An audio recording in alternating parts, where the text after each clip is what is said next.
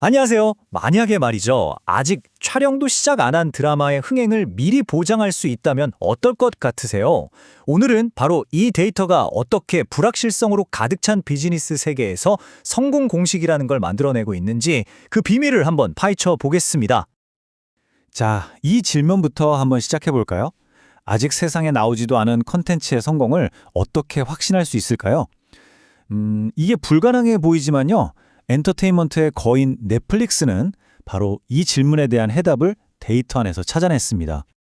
네, 정답은 바로 제작자의 감이 아니라 차가운 데이터에 있었습니다. 넷플릭스는 시청자들이 뭘 좋아하는지 그 숨겨진 취향들을 하나하나 연결해서 컨텐츠를 만드는 방식을 완전히 새로 써내려갔죠. 넷플릭스가 그 전설적인 드라마 하우스 오브 카드를 만들기도 전에 이미 대박을 예감했다는 거 아세요? 아니, 어떻게 그럴 수가 있었을까요? 그건 바로 시청자들이 뭘 사랑하는지 그 교집합을 데이터 속에서 아주 정확하게 찾아냈기 때문입니다. 이건 그냥 이럴 것이다 하는 추측이 아니었어요.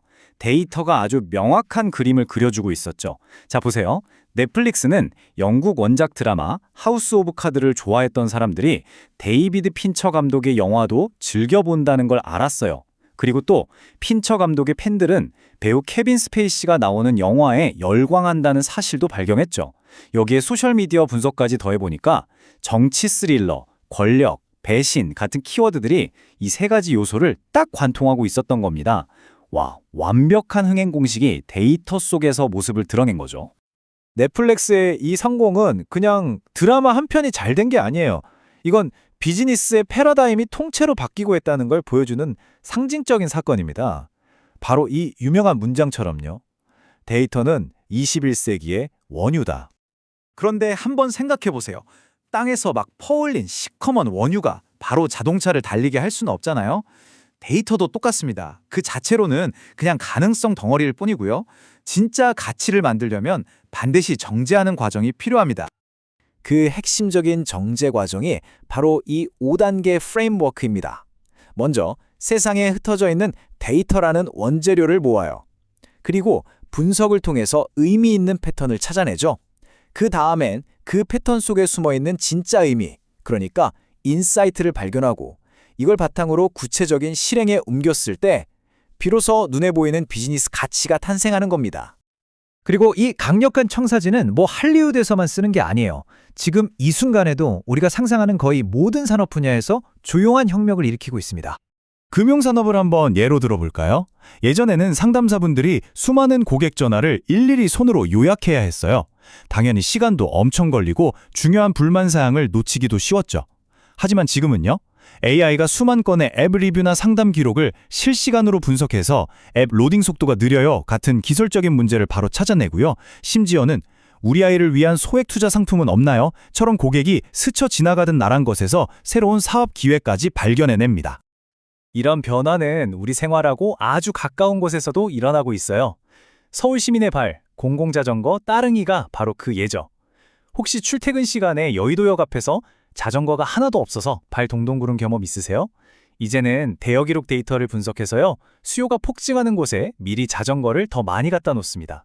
또 앱 리뷰를 샅샅이 분석해서 안장이 너무 높아요 라던가 앱이 느려요 같은 불편한 점들을 직접 찾아서 고치면서 우리의 일상을 더 편리하게 만들어주고 있죠.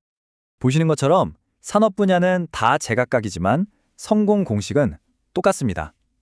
쿠팡은 수요 예측 데이터로 로켓 배송의 속도를 더 빠르게 만들고요.